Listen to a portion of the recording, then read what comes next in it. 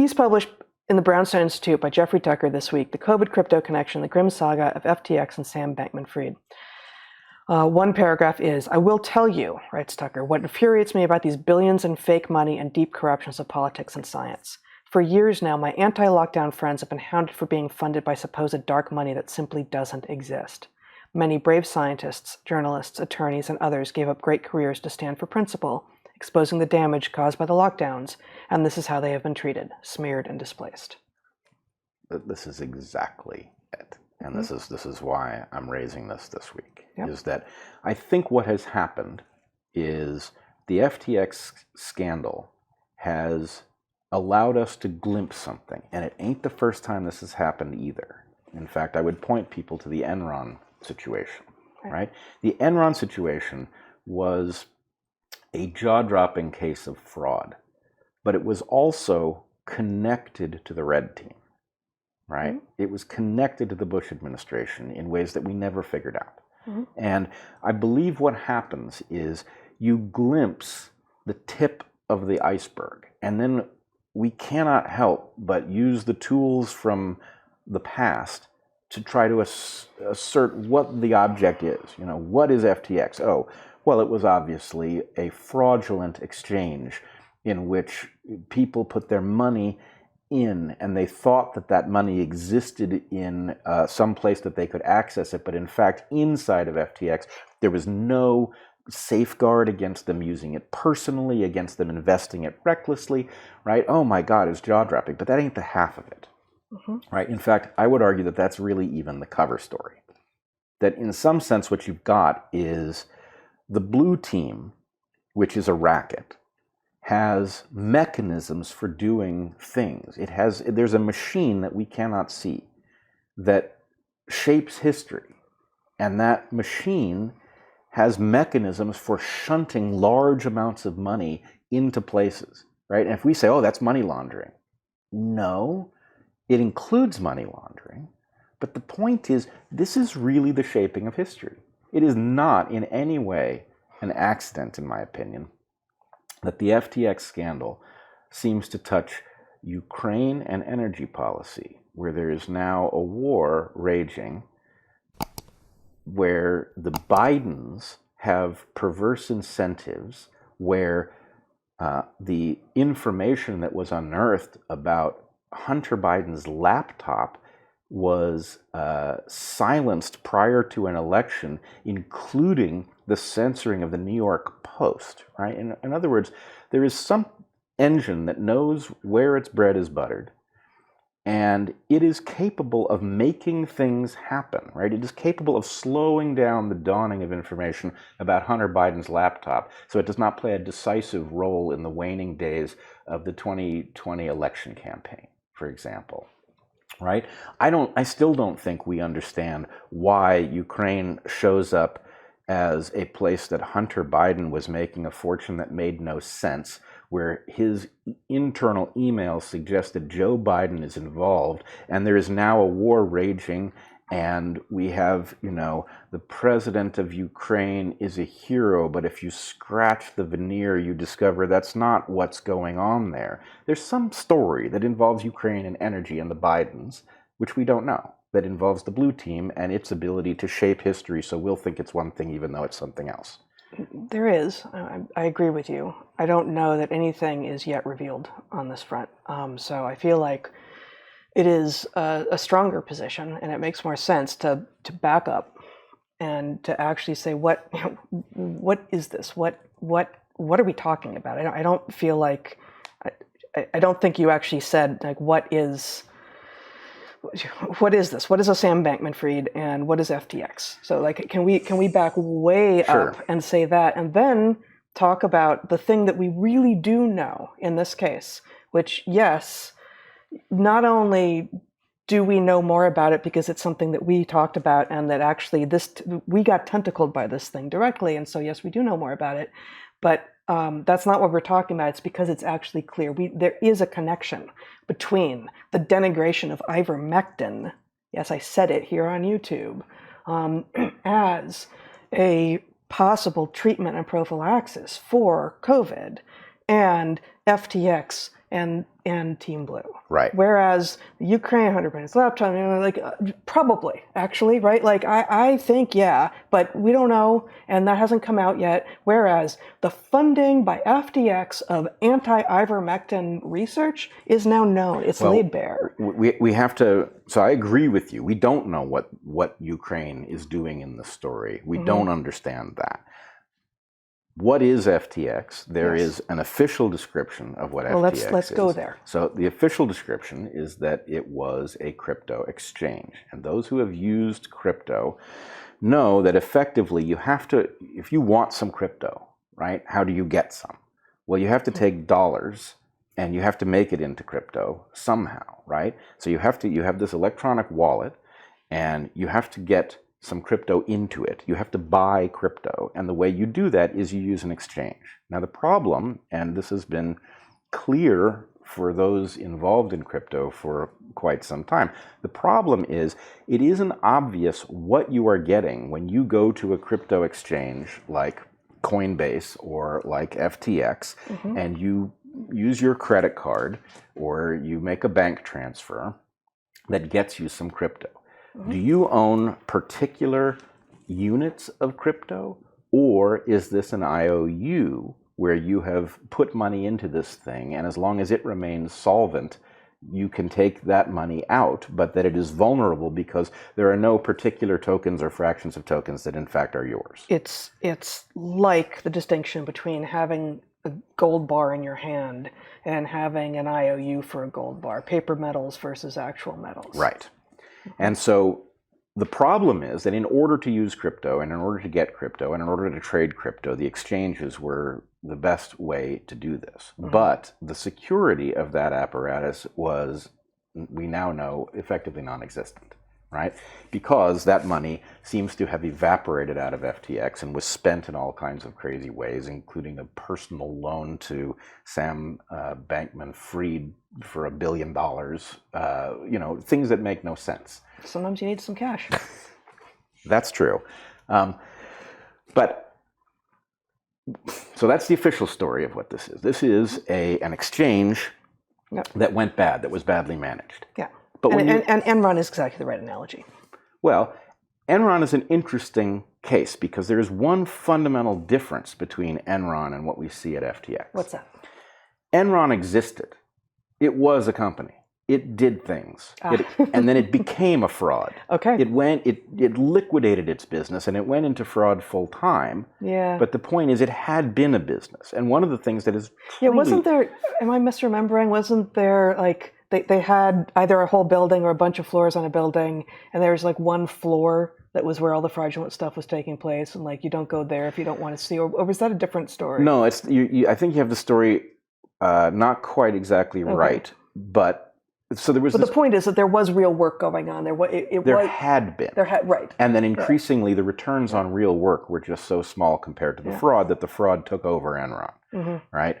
And in fact, Enron started perfecting fraud, and it used techniques where effectively it learned that if you told people under your employ, bring me a profit, and I don't care how you do it. If you bring me a profit, I'll make you rich. If you fail, I'll fire you. And so people are innovating all kinds of ways to make a paper profit that isn't a real profit. And the point is they get rewarded because, in fact, the higher-ups don't want their fingerprints on it, but what they want is a company that looks like it has a tremendous value because, of course, that can be turned into real wealth in markets, etc. So Enron was a business that became a fraud.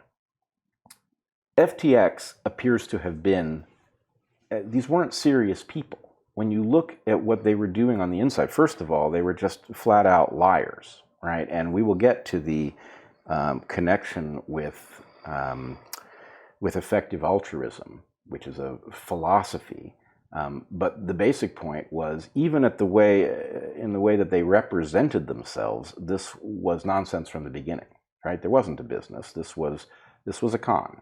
And it's funny. One of the things that is revealed by this is that certain elements of the elite architecture are not ready to just surrender to the idea that this was just a fraud. The New York Times is experimenting with resurrecting Sam Bankman-Fried, as the well-intentioned CEO of a company that got out of hand or something like that. But this is really the wrong way to look at it. You have a non-serious entity, and in part, it's obvious that this is non-serious because it came out of nowhere, right? Something fueled the belief that this thing was a real entity, so that it skyrocketed out of nowhere into this hugely valuable property that was heralded by people as, deeply insightful and, forging the way, and it was nonsense. So I don't see rapid ascent as inherently evidence of being fueled from outside sources. No, the question is, well, what did they bring to the table that was new that caused them to be so valuable, right? One of a handful of crypto exchanges. I'm trying to steel man without very much information. I don't really understand what they claim to be doing. I don't know the land of crypto at all, really. But one of relatively few crypto exchanges. And frankly, probably one of the only ones that was explicitly on the ideological left. Well, I don't know if the ideological left much matters. Well, it matters in terms of having been able to attract people, right? I mean, Bankman-Fried is now famously on some kind of record, if we are to believe this, to take a step aside for a moment, this Vox article, right, published by, what's her name? I think it's Kelsey Piper. Mm-hmm. Yeah. I guess I can't show my screen here, but I can read to you. So what Kelsey Piper does, Kelsey Piper, who had come to us to talk about ivermectin back a year and 3 months ago or so, something like that. Also in the effective altruism and rationalist community, right? And a staff writer for Vox, and in this article that she publishes in Vox a couple days ago, she does acknowledge that a grant that they were about to receive, that Vox or something there was about to receive from either FTX or the Bankman-Fried Family Foundation, has been put on hold, so that it's all entangled, and there's this appearance of transparency now, kind of ish, but not really. But what she says she's doing in this piece mostly is basically just screenshotting a DM conversation that she has with Sam Bankman-Fried on Twitter on the night of, I think it's November 15th, at the point that he's already in the Bahamas. And just a couple things that he says, and these have been well described in places. But he says, we play this dumb game we woke Westerners play. This dumb game we woke Westerners play where we say all the right shibboleths and so everyone likes us. So yeah. there's that. So that I don't know what there's that means. I'm saying there's that. That is the game that he was playing, whereby he got left-leaning investors from Hollywood, from the media, from places who have been taught to be hesitant about crypto because, oh, that's on the right. Those might be Nazis, right? So, crypto seems like this dangerous place because it is somehow identified not as with the left, whereas this exchange was. So that's one thing. Well, but that makes a prediction, which is that the value of FTX arises because left-leaning people were using it as their exchange to access crypto. Yeah. I don't think there's any evidence that the flow through FTX was inherently left-leaning. That is the prediction I'm making, and I predict that will be true. I don't know that we'll find out, but I guess given all of the big names that are still defending it and are still associated with it are on the left, I guess I don't think that's a very far out prediction at all. Well, but I actually think the opposite would be very natural. If this thing was effectively conning people who were left-leaning so that they would use it instead of, for example, Coinbase, then you would imagine that the left would be utterly irate at having been taken for a ride by a clear fraud, somebody who in his public persona was, despite being a billionaire many times over, still driving a Toyota Corolla because he didn't really care for the finer things in life, while at the same time he was, hanging out in the Bahamas in a, $40 million estate, effectively mocking those who believed that he was actually frugal. But it's one more of these, what's on the outside of the package is not what's on the inside. And over and over and over again, the woke left just takes it hook, line, and sinker. Just says, okay, if I'm in a little bit, I'm in all the way. I'm gonna keep on down that line. Let me just share the other screenshot from this piece that Kelsey Piper reports on. Yeah. Before we go back to what you're talking about, he says, everyone goes around pretending the perception reflects reality. It doesn't. So that's his dismissal of the postmodernism that all of his stuff seems to embrace because he's in that ideological court. And then he says, some of this decade's greatest heroes will never be known, and some of its most beloved people are basically shams. So it's possible this isn't what it seems at all, but no one is claiming the guy is dumb.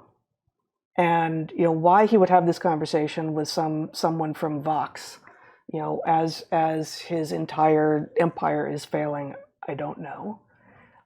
But that sounds like an admission of recognition of guilt to me. Yeah, it's too dumb to be believed. I mean, the guy is in so much trouble that the idea that he is going to speak off the cuff to a reporter and it's just going to turn out to emerge in public, I don't believe Kelsey and I don't believe him. I think that this is an attempt to curry some kind of sympathy. There was going to be absolutely no way to pretend that he had not been, hypocritical with respect to his values. But in some, so I think that this is a false flag of some sort. It's a false portrayal of what's actually going on. And our interaction with Kelsey Piper and the way she dealt with ivermectin and what we know about how she's interacted with people we know well over the same topic. I don't trust this at all. I think we're supposed to believe that conversation took place and he was careless and she's a little bit ruthless and this is the internal dialogue, but I think it's bull. But we also know, so your hypothesis and your prediction is that this thing was fueled by the fact that it sounded like it had the right values and therefore became valuable because those people with wealth who held those values were investing the hypothesis is there are a lot of people with wealth on the left who wanted to invest in crypto, but they couldn't bring themselves to because it seemed a little creepy, right, or icky, or right-leaning or something, and that FTX arrived being all vegan or something, and they went there. But we also see little glimpses of circularities inside the funding of FTX, where VCs who have invested in FTX are then invested in by FTX. So the point is something is using this engine. It is sanitizing it. It is infusing it with cash. And that I don't know that may be true, but that seems unrelated to the first point. Well, my point is, I think it is a mistake to view this as, an organically ascendant property that brought something to the table that was so valuable that it suddenly was this, billion-dollar player. Oh, I don't think that's true. I don't think that my hypothesis requires that is therefore how FTX became the powerhouse that it was. I think that to the degree that it had a lot of investors, a lot of people who were buying on that exchange, that the vast majority of the people who were buying in FTX were woke lefty. So you're talking about people who are using it. Yeah. And then there's this other question about why investors bought anything about it, because its internal structure didn't make any sense. It was incredibly baroque. They had a org chart that was insane, in spite of the fact that it was a very new entity. We see, as you know, I'm a fan of org charts. Yeah, is that we have seen it, yes, and it's I have not. Baroque. But then there's no board of directors and any of the checks that you would expect to be ensuring that the thing was properly run on the inside. And then you look at FTX and its partner Alameda, and you've got it's almost a literally incestuous group of people who do not speak like they know what they're talking about. So the point is, it has the sense, it is very much like Enron's phony trading floor, right? And I think that's it. And I think, believe or don't believe the conversation that Kelsey Piper reports with Sam Bankman-Fried, after midnight from the Bahamas a few days ago. But, there is in there, true or not, a sort of, she's like, didn't you say that that FTX never did X? And he's like, yeah, technically that's true because it immediately went to Alameda and Alameda did X. And I may have that backwards. Maybe Alameda, I said Alameda never did, and then it was FTX. Like, I don't remember which way it goes. I don't know all of the machinations here, but it was that sort of like, yes, well, strictly speaking, literally speaking, what I said was true because I knew that no one could ask me the question that they wanted me to answer. That's it, right? Like, I can speak truth and my conscience is clear if I think that the only thing that I need for a clear conscience is, did I in fact ask the literal question did I answer the literal question they asked, given that I created an entire thing behind me that no one can guess at, and therefore no one can ask me the right questions about it? Yeah, and until now. Let's put it this way: that's a game that always gets played. You have to ask exactly the right question, or nobody will make even the most basic inference about what you're really trying to ask and give you an answer that actually makes any sense. Yep.